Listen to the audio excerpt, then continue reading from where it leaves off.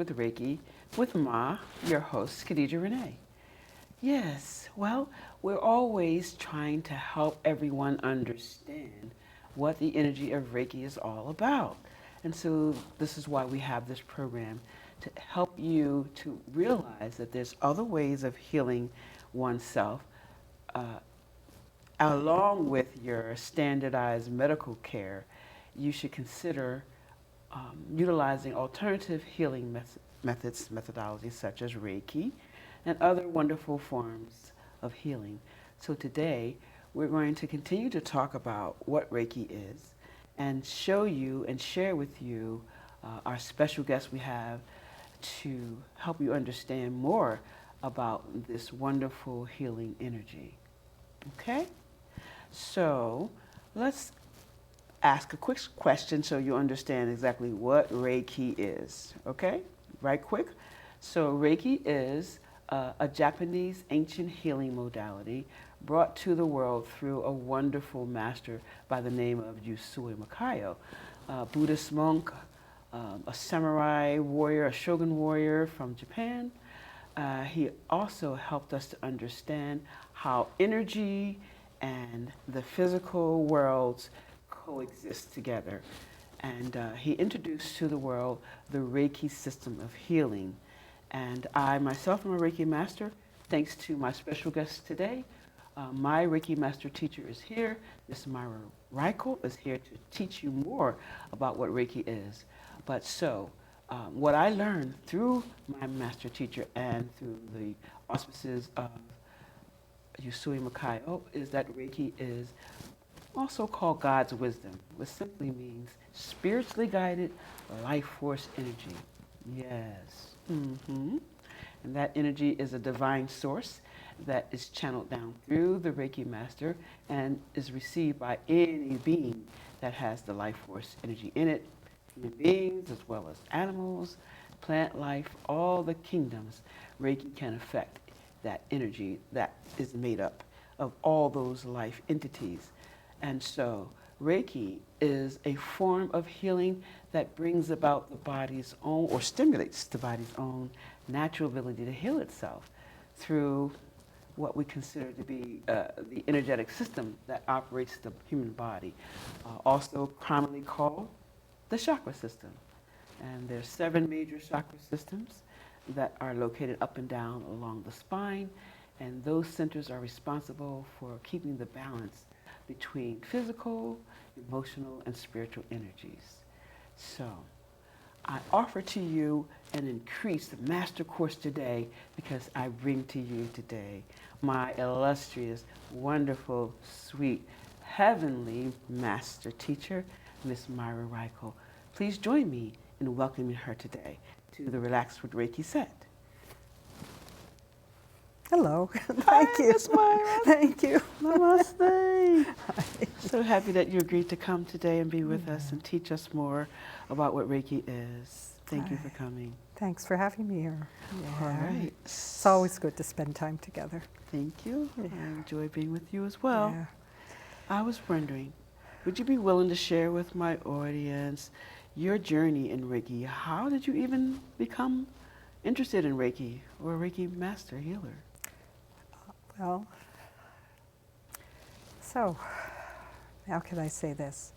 When I was 40, I went back to college, and when I was there, one of my classmates, who was a massage therapist, was doing massage on me, and the massage was a little too, she was very strong. And she said, well, maybe I should do Reiki for you instead. And she was a student, also an older student returning to college. So she did Reiki for me the 4 years we were at college together. And it was very helpful for me. I felt much more relaxed. I had been very ill, and my health improved under her care. And she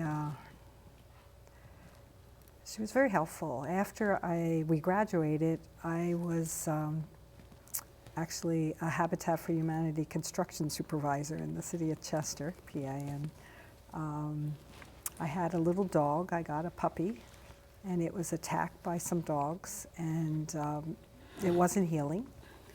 And the vet said he was going to take her leg off. And I called my Reiki practitioner. She was level 2, and she came over and she did some Reiki also for my dog. And the dog's, even though it was on antibiotics, the leg was still hot with infection. And but when she did Reiki for the dog, her whole body got hot, and when she got up the next day, she was walking on 4 legs and continued to do that for another 16 and a half years. Wow. So it was very dramatic, and so I said, well, you know, this has helped me, and it's helped my dog. So I looked around for a teacher. It took me a while to find a teacher. So in '98, I found a teacher, Mary Nieglinski, who was a nurse and who taught nurses and gave contact hours for nurses or continuing ed. And I do that now. I follow in my teacher's footsteps and offer contact hours for nurses and continuing ed for massage therapists and body workers.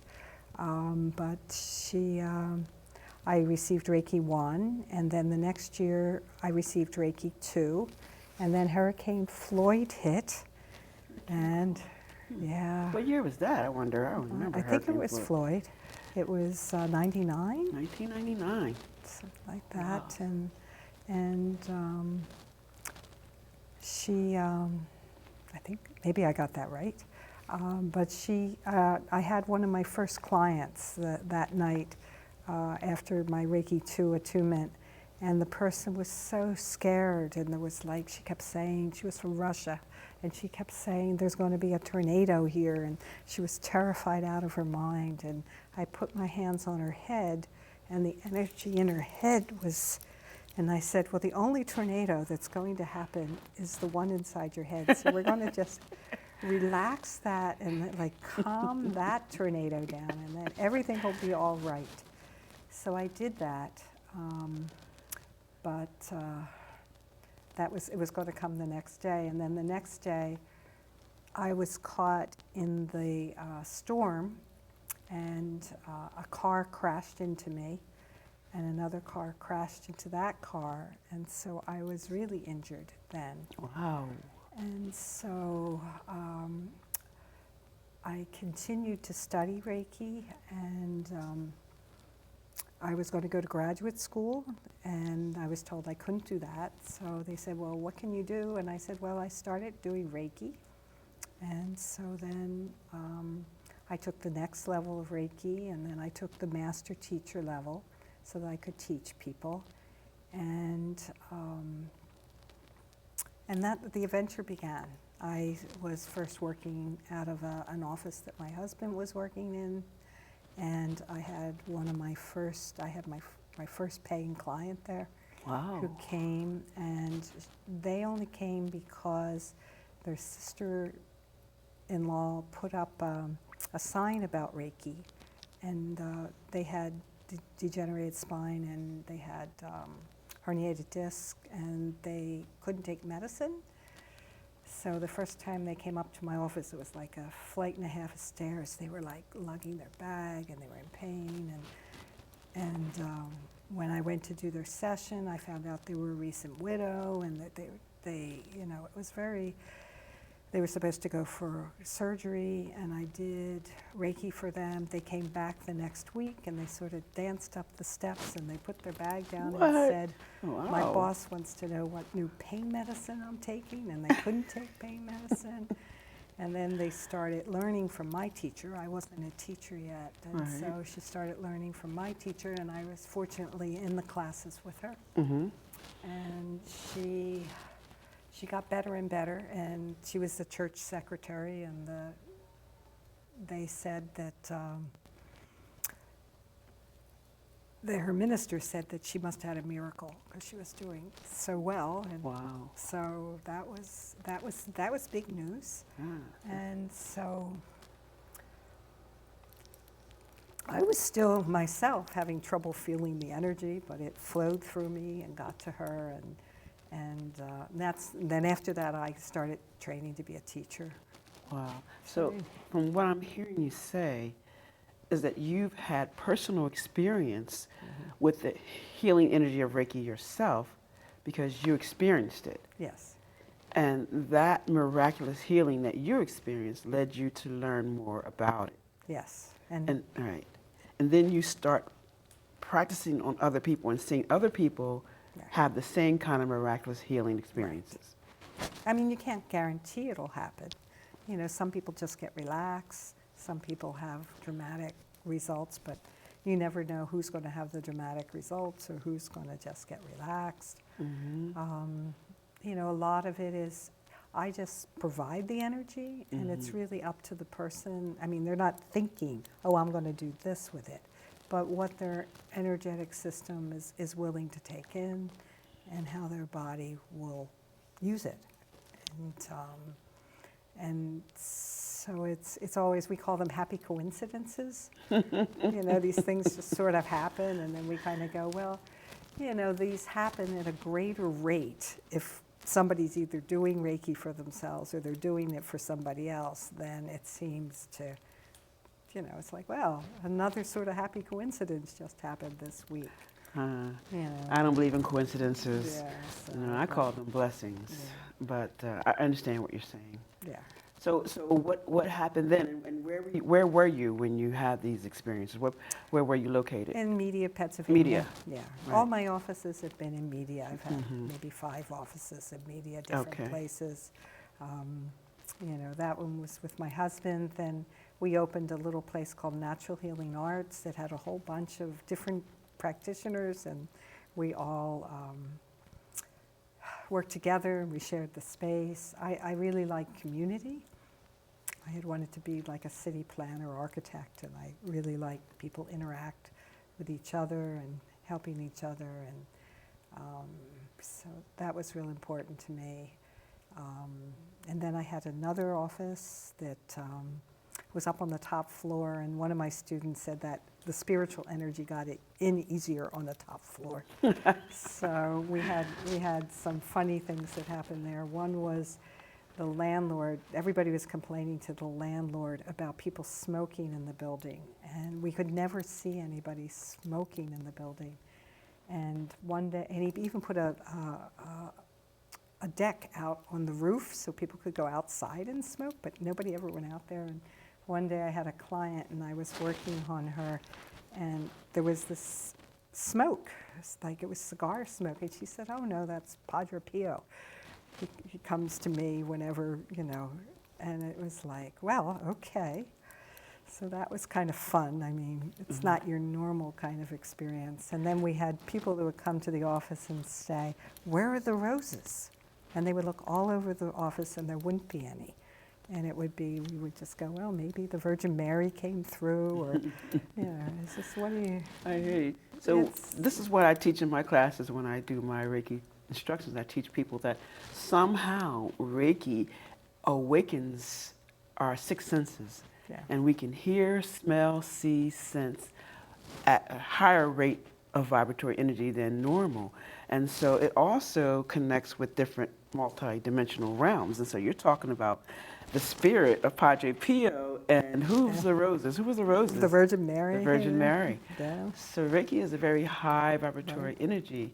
And as my teacher is telling you, that when it's practiced, there's happy coincidences happening all over the place. You know, you just kind of like, well, you know, and you feel a little silly because, you know, it's like, well, is this really happening? You know, it's a kind of a funny kind of thing. But as I say, that sort of the coincidences happen. But, you know, you get stories and information with different people. You know, so I worked on those things, and, you know, I had studied with my teacher, and then I learned another Reiki. It's called Karuna Reiki. Reiki. It's like doing a master's after doing your bachelor work. Right. And that comes in with Lady Master Kuan Yin, who's sort of a bodhisattva, an enlightened being in China. She's sort of, I call her the Virgin Mary of China. She's like the most compassionate person because she She was going to Nirvana and she said, wait, I'm going to stay here and help. So that's sort of the story about her. But she's very special. And I also think she's very special because she has both male and female forms. The balance. So she Yin has and yang. Yes. So sometimes she's Keynesian or Canon or other names that are male forms, and sometimes she's definitely a gentle female form. So it's... Well, for the benefit of people that are watching the show and they don't know exactly what Reiki is and how it works, how would you explain it to them? So we're all natural healers. Anybody can lay their hand on someone else and do some healing for them. You know, a child falls, you reach down and pick the child up and you hold it. Something happens to you and you're upset, you put your hands on your heart, or you know, you hurt a part of your body, your natural reflex is to put your hands on it. The thing that happened in Japan, Usui Mikao was just is in the 20s and 30s in Japan. He was a lay Buddhist monk, lived with his wife and children. He worked as a security guard for the government. And then in Japan, you don't just do a martial art separate. You don't just do healing. You don't just do the meditations and the spiritual work. You do all the different parts. And if you're not at war with somebody, if you hurt them doing a martial art or some other way, you heal them. Because in Buddhism, we're all one, we're all connected. And there's a little story my second Reiki master teacher said, you know, if there's a little bunch of pumpkins in a patch and they're sort of arguing and the monk comes out and he says, "What's up?" And he says, "Everybody put your hand on the top of your head," and they all find out there's a little stem coming out of their head. And he says, "You're all part of one plant. Anything you do to hurt yourself hurts everybody else. Anything you do to hurt one of the other pumpkins hurts all the pumpkins and yourself." So it's sort of like, that's sort of the belief. It comes out of that kind of kindness and Consciousness. For each person. But the people that were doing laying on of hands, they found that, you know, they sort of lost their energy when they did the laying on of hands part. And I met a healer from Thailand who, he said he could cure cancer, but then he would spend 3 weeks in bed. So that kind of draining of our personal energy. So Usui Mikao did a 21-day meditation up on Mount Kurama in Japan. And the last day, this great bright light came down around him.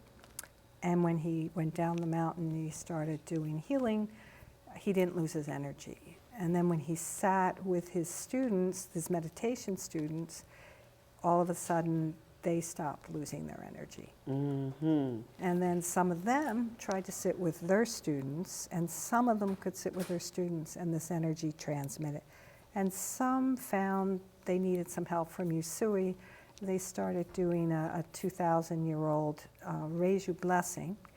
And with they got together all the time, repeated applications of that, they started not to lose their energy as quickly. It's a gradual process. A gradual process. They began to be able to pull more energy through them, and they were able to do more healing without losing it. And then there was an earthquake in Tokyo in Japan, and Usui and his students went and helped people. And so he became known because of that. And then one of his last students was a naval medical officer named Hayashi Chihiro. And he studied only with Usui for 15 months, so it's not meant to be a long, arduous kind of training. It actually happens pretty quickly. And then when after Usui died, Hayashi, he may have worked with Usui or may not have, he may have done it on his own. He found a Qigong exercise that is what we now call an attunement, and different lineages of Reiki use different attunement processes, but it's a matter of aligning our energy. There's no giver, no receiver, we're just sharing the energy. The student takes what they're ready for, the teacher just makes it available.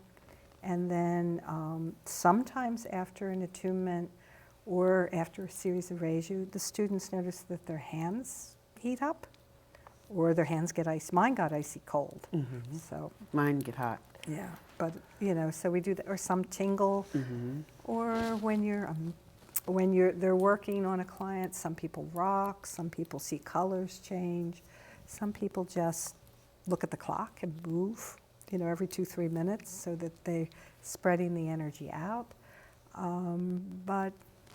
So Hayashi Chihiro, after Yusui died, his students created a school called the Yusui Reiki Ryoho Gaikai, and they put on his gravestone, they put the words, "The secret art of inviting happiness, the miraculous medicine for all disease."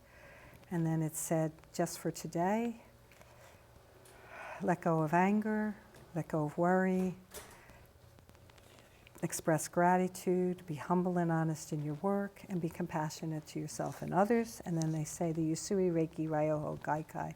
Chant these words with your mouth and feel them with your heart, and morning and evening if you can. And it's just very... So then Hayashi had a student come from Japan, a woman with gallstones and tumors. And she came to him, and she stayed for a few months and went back to Hawaii totally healed. Went back the next year and learned to the next level. And then Hayashi Chihiro went to Japan and made her the first ever Reiki master. Because in Japan, you're either level 1, which is Shoden, which is beginning teachings, or you're Okuden, which is inner teachings, or then you become a Shippuden person, which is mystery teaching. Mm-hmm. So, but because of the Western influence, people had the certificates to practice things and things like that. So she sort of became the first Reiki master, but then the US and Japan went to war, and Hayashi died. He just had dishonored and didn't go back to Japan and died in Hawaii. And then Mrs. Takato, after the war and the Japanese came out of internment, she came to the US and she taught 16 Reiki masters and hundreds of people how to do Reiki. Mm. And that's how Reiki came to the United States. That's how the Reiki came to the United States. All right. Very good. Well, that is the history of Reiki and how it got here in this country. And the history of Miss Myra Reichel being here today is because I don't know if most of you know I'm a jazz singer, and I happened to be at this wonderful little coffee shop in University City called, I forget what it's called, Coffee or something, a coffee shop. And I was singing, and Myra and some of her colleagues were in the back having a meeting. And on her way out, she handed me a flyer about one of her Reiki centers that she was operating at that time. And that was in my home county of Delaware County in Media. So I said, okay, I'm going to go there and check that out, And the rest is history, because once she laid hands on me and showed me what Reiki is, I too experienced a healing of mental health issues like depression.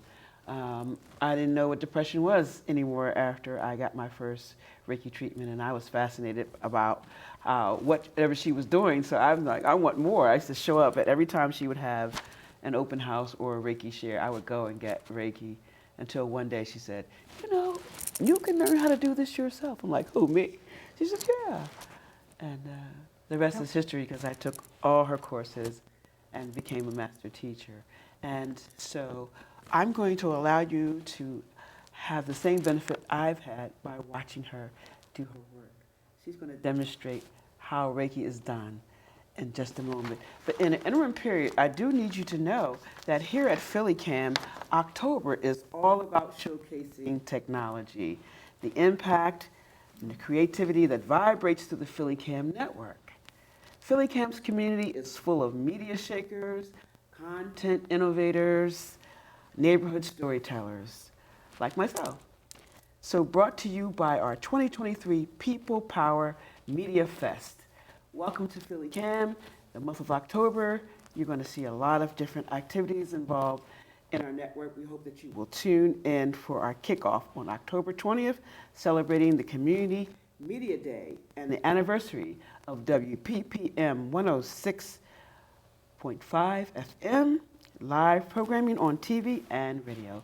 So in one moment, we'll be back to show you how my master teacher, An Myra. opportunity, the person can have the hands off session, totally hands off, or they can have hands lightly placed on their body. When hands are lightly placed on the body, they don't always stay on the body. They sort of can drift up and off.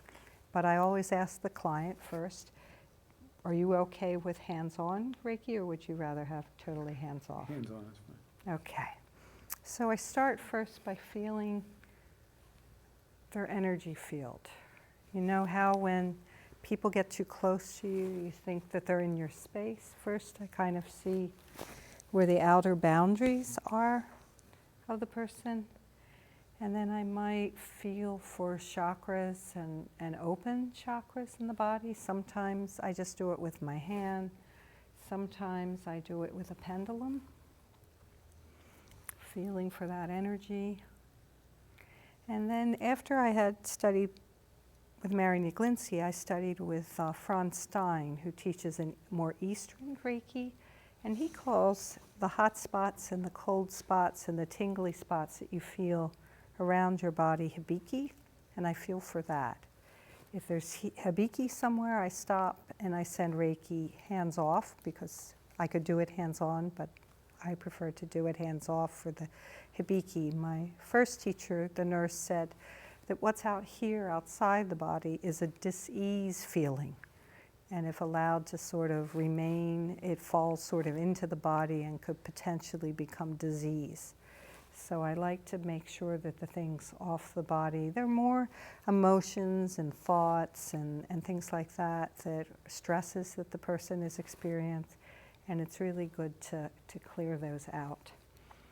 Then after I've done that, front and back, well, this is a chair session. Most of the time, a Reiki session might be done on a massage table. It might take 45 minutes or an hour. A chair session is short, 10 to 20 minutes. I also do sessions in lounge chairs, in people's beds and things like that, people who are homesick. So, but I start, this is the crown chakra, and I don't close it all in, but I feel the energy go in. And I might, I sometimes call it move sideways. Sometimes if healing is really needed, I get very quiet and very still because the energy is sort of charging through me. But you can talk a little bit while you do or receive Reiki. You just want to have some of the time where you're letting yourself go into a deep meditative state in order to take the energy in. I'm just going to do sort of a sample of where hands might be placed, so that if you go for a session, you won't be surprised by that. Hands should be very light if they are touching. You notice he said he wanted a hand-on session, but so far my hands are off his body. Maybe eventually the energy will pull my hands and I'll be able to touch. It varies from person to person. And it varies depending on what's in need of healing.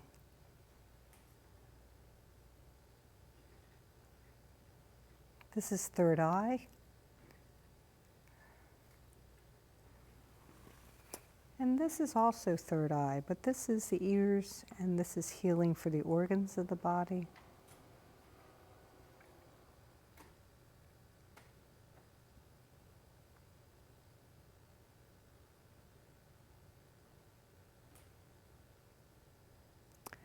In my Eastern lineage that I do, sometimes I chant out loud, or sometimes I chant inside my head.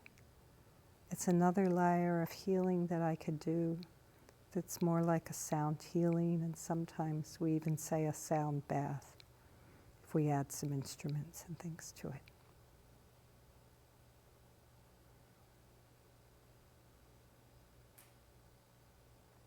It's sort of like watching the grass grow, watching a Reiki session. So I'm just going to show you the next position.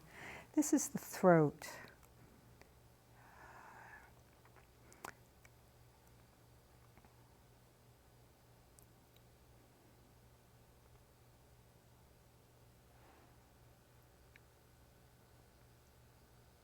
Of course, if I was doing an hour session, it would be 2 or 3 minutes per each of the hand positions.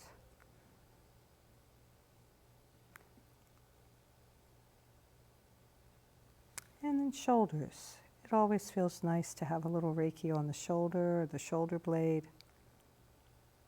Helps the person relax. I could even do both shoulders.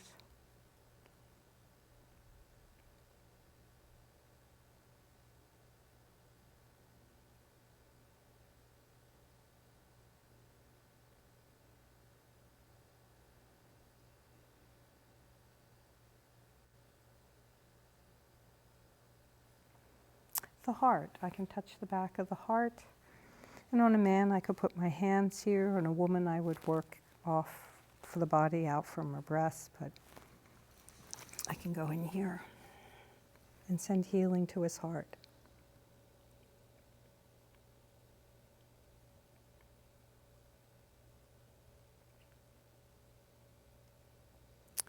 Now, when I work, a lot of times I do remote sort of distance healing while I'm working.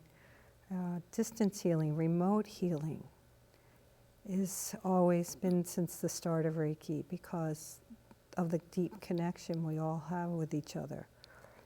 So I might send some healing back to whenever the physical, mental, emotional, spiritual problems the client had. I send some energy back so that it doesn't take it away, but it mitigates the effects in the present and in the future. It's a special way I like to work.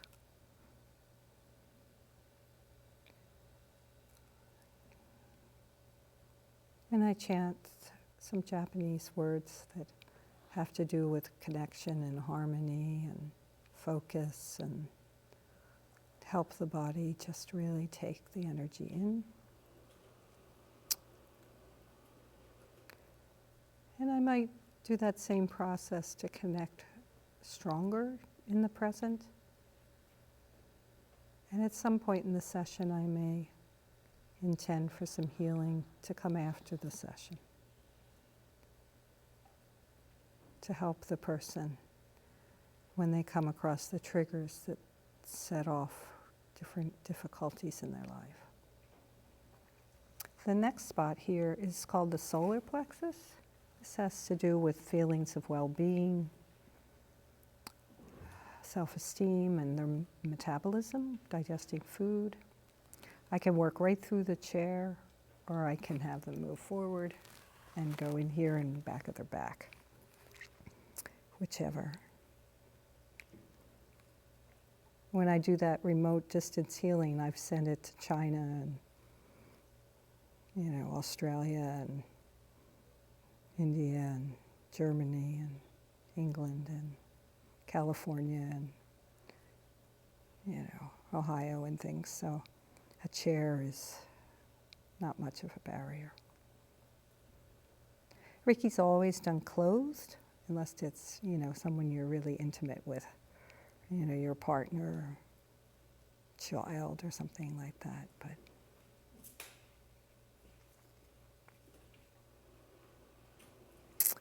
and then the sacral center, my hand is down just below the waist, and my hand is beaming energy in towards the genital area. We don't touch breast or genital areas at all during a Reiki session. No one should do that. And nobody should, ask you to undress or, put any pressure on your body during the session. It should be very relaxing and gentle. You want to put your feet up? Okay. So I'm putting a hand, there's an opening, a chakra, a little one behind the knees. So I have a hand on the hip and a hand on the knee underneath. I'll send some healing to the legs. And I could do front and back of a knee. I can do, there's a little chakra in here. I can do energy in here and here. I can move down here, do the knee here, or the foot, there's a chakra on the bottom of the foot. So sometimes I do the hip and let the energy flow down the entire leg. And then sometimes I go from the wrist to the shoulder, on the arm, bring the energy through. And then I can go around but different people. So this is the standard way I work, about 90% of the time. The other 10% of the time, I walk over to somebody and I have my hands on their knee or their ankle or their shoulder. And I work just where the energy draws me. It's a very different experience, but both experiences are, some people work more randomly all the time. Some people work more starting at the crown and working down. Some healers start at the feet, so it depends on, but I prefer working from the crown down to the feet. Do that, and then I might come in here, work on the knee and the hip again, pulling the energy down through the body, the knee, and then from the knee down to the foot. Once I've done that, I kind of clear out everything that's been released.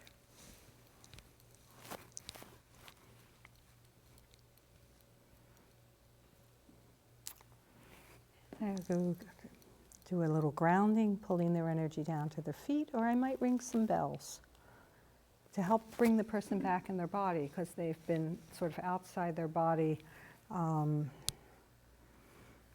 so relaxed. When you get so relaxed, your spirits kind of moves around a little bit. But then I always thank my client when I'm done. Thank you. Because the energy pulls through me to them, and the more help they need, the more energy I feel move through myself, and it helps me as that energy moves through me also. So both the practitioner and the client benefit from the session. What else can I say? Different people close differently. And then I usually do a little clearing, dry bathing when I'm done. And that sort of completes the session. I let the client have a little bit to just kind of come back into their body and see what it is that, and then see how they're feeling and what is, they may have a question, they may have seen an image or colors or something during the session, or they may have gotten very relaxed, or they may have had a memory or something they need to talk to, and that's all part of the session. Most people report being really pretty relaxed, which is a really nice. And when the body relaxes, then the organs sometimes grumble, and half the people say, oh, it's because I ate, and the other half say it's because I haven't eaten. But it's really, my first teacher, the nurse, says it's your organs are relaxing, and that allows deeper healing to take place. So it's a really good sign. Hi, welcome back to this episode of Relax with Reiki. I'm Khadijah Renee, and remember to voice your support for independent media. Learn more at ppmfest.org. We are in October, and we're celebrating Philly CAM's People Power Media Fest. And this episode is a part of that festival. And we're back from watching the phenomenal Reiki master teacher, Miss Myra Reichel, demonstrate to you her style of treatment for Reiki. She is actually available to give you your own private Reiki session. Yes. Myra, please tell everybody how they can reach you. Okay, so my phone number is 610-348-5698. It's a cell phone. You can text, or you can leave a voicemail, or you might get me on the phone. I predominantly teach Reiki classes, so they're either 3 4-hour classes, or 4 3-hour classes, or 2 6-hour classes. So that's why I asked you text or leave a message. Reiki Shoden.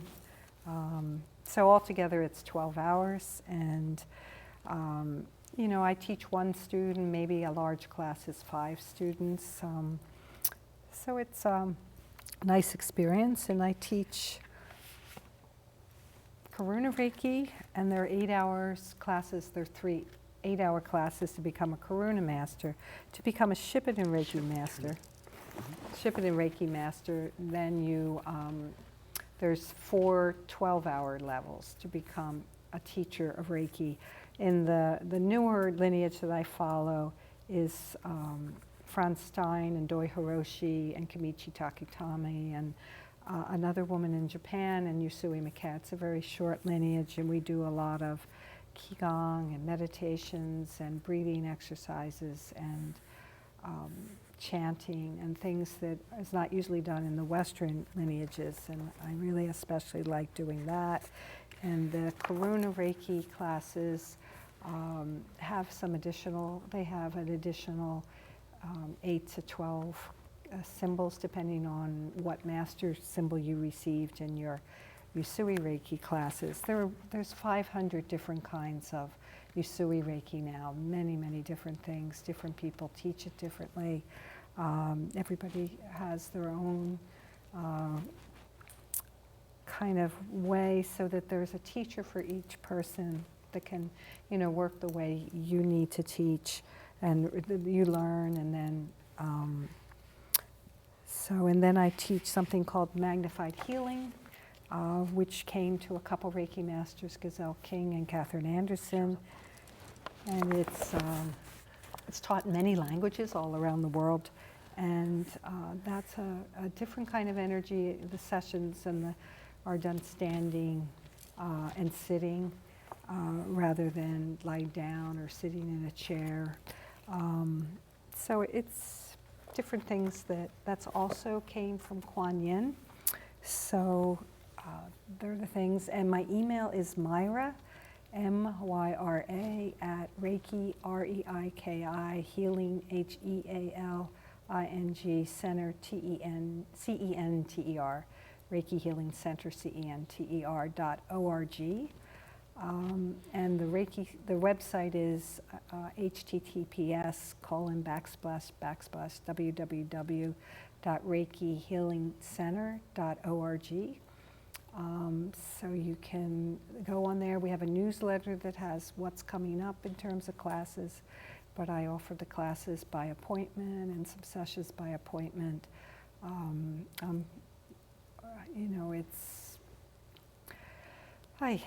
And you can call and ask questions and different things like that. I'm in Media, Pennsylvania. Yeah, Media. And that's where your healing center is physically.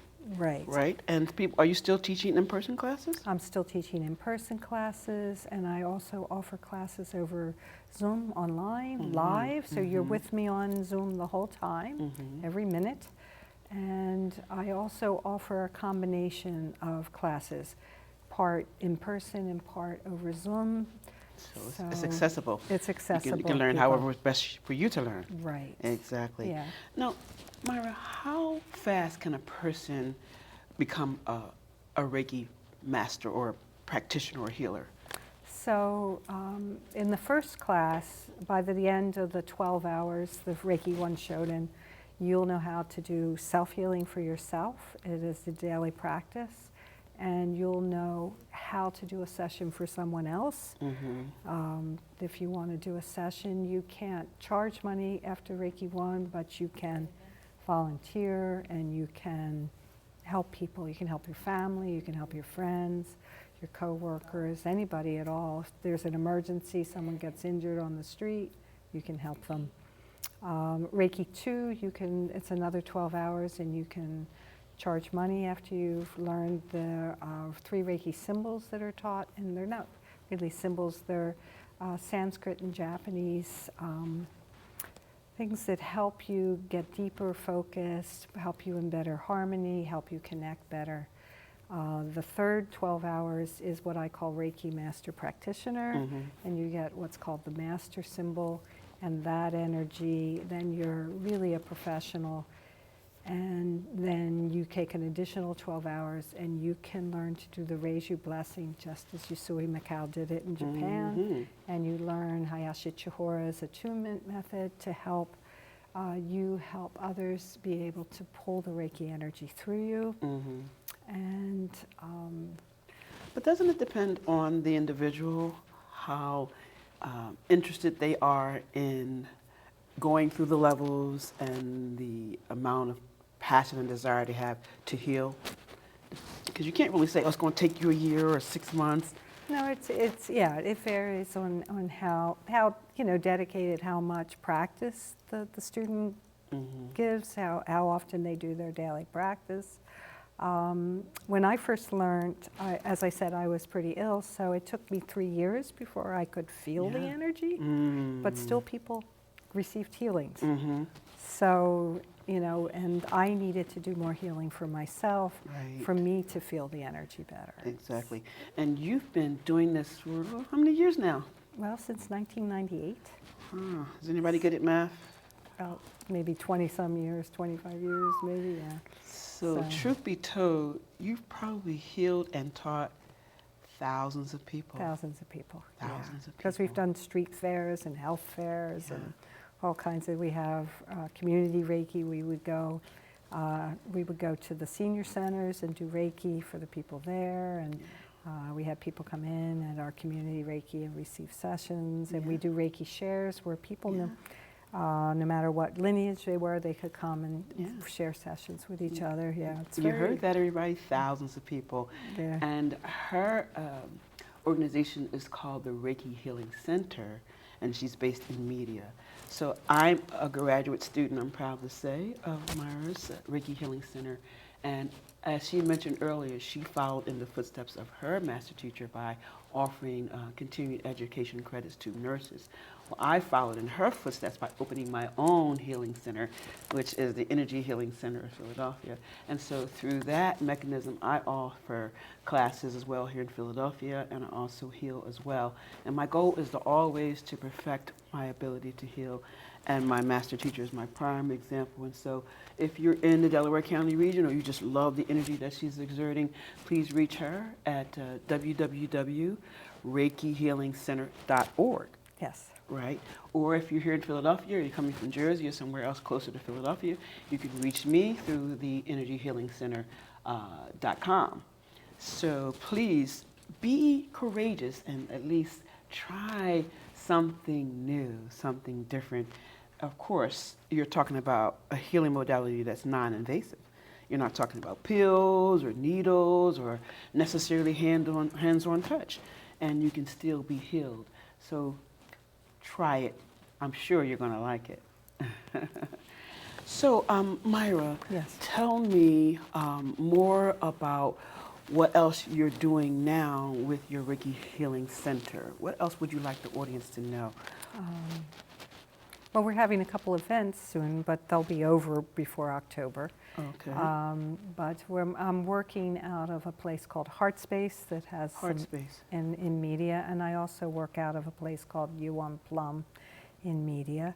The other thing that I offer is I offer continuing ed to massage therapists, and I teach ethics classes to them. And so that's and ethics is an hour each of my classes, because I think it's important for the students to know, what's good to be doing with clients and what's not, and so I go over that. It's really it's important to me, but and then in addition to these things, I offer meetings that study the teachings of George Ivanovich Gurdjieff. It's just something that I do. I've been doing for 50 years through his, taught by his student Willem Nyland, and he has the Institute for Religious Development, and we have Zoom meetings at this point and some live things. I do that. And what you're saying to me while you're talking about you offer continued education credits to massage therapists and nurses, that's telling me that Reiki is now being integrated into other modalities of practice. in Right. this country. Right. So nurses are practicing Reiki? Nurses are practicing Reiki. In the hospitals? In the hospitals, yeah. Wow. I know that local hospitals, I know my relatives have said they were offered Reiki after they had their surgery. I Wow, know after surgery. after Wonderful. surgery, Cancer Treatment Centers of America, they offer Reiki for families. Really, I didn't know that. The Cancer yeah. Treatment Center is offering Reiki. Did you hear that? So Yeah. I guess what they're saying that they are recognizing that Reiki helps with cancer recovery. Yes, yeah. The University of Pennsylvania has volunteers that go and do hospice. The cancer patients that are in hospice, they send Reiki practitioners to help them. And I myself have gone into hospitals, people recovering from comas or still in the comas, or, you know, different things that, you know, we go That is and wonderful. do some. That is wonderful. Yeah, I've been to, you know, like Moss Rehab to see clients, and I've been, you know, it's just, yeah, it's helpful. Yeah, it's growing in acceptance in this country. And I do know massage therapists who know Reiki too. So they can combine Reiki with massage therapy. Or they can do just Reiki sessions separately, or they can use it, many times they use it to help the person relax at the beginning and at the end to seal off the energies and help the person. Yeah, but Myra, what do you think we can do to help people understand about the extra normal foundational platform that Reiki is, so that they're not afraid of it? What can we do to help people understand that it's not so spooky? okay, what could I say? Well, for most people, it's the introduction to alternative healthcare because it is non-invasive and it's becoming wider known. It's very strong if you do it remotely. I have clients that schedule 3 15-minute sessions 3 days in a row, and they might tell me what their difficulties are and what they really hope to achieve. And like they might say that, well, they're nauseous, they're dizzy, and in pain.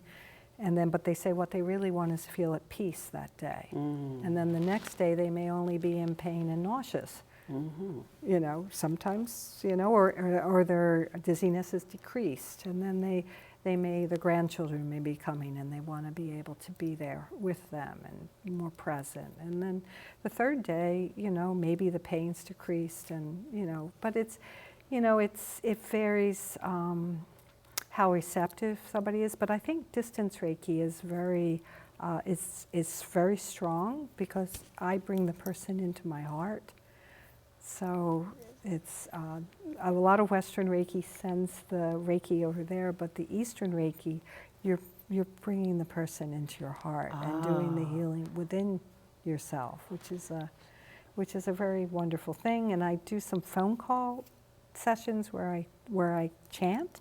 And I do some Zoom sessions where we're like we are now, but I'm actually talking with you and you're talking with me. And if I'm using a pendulum, you can see what's happening. And you can actually feel the energy through Zoom.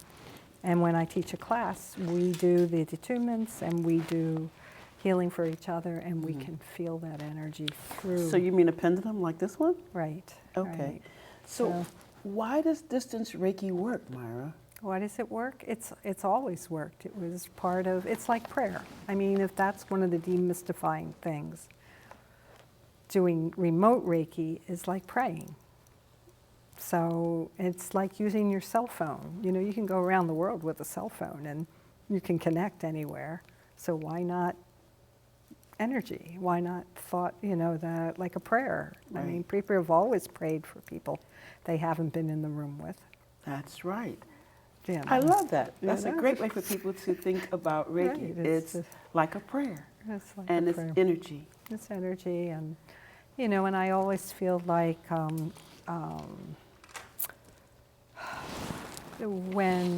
when there's a client and a practitioner together, I always say to people, it's like where they say where two people are joined together, then God is there. Wow, yes, that's a Christian philosophy. Right, and it's like So if right anybody there. should be willing to learn about Reiki, it's Christians, Yeah, because they believe that very strongly. right. Very But good. some people are not as comfortable. But I had one student who we were doing a session once, and our hands were on a person, and I had this image of hands coming around me, and I could see the stigmata in the hands. I thought, oh, wow, what's happening here? And the person on the other side of the table came around and they said they had just had Jesus' arms around them and their hands next to them.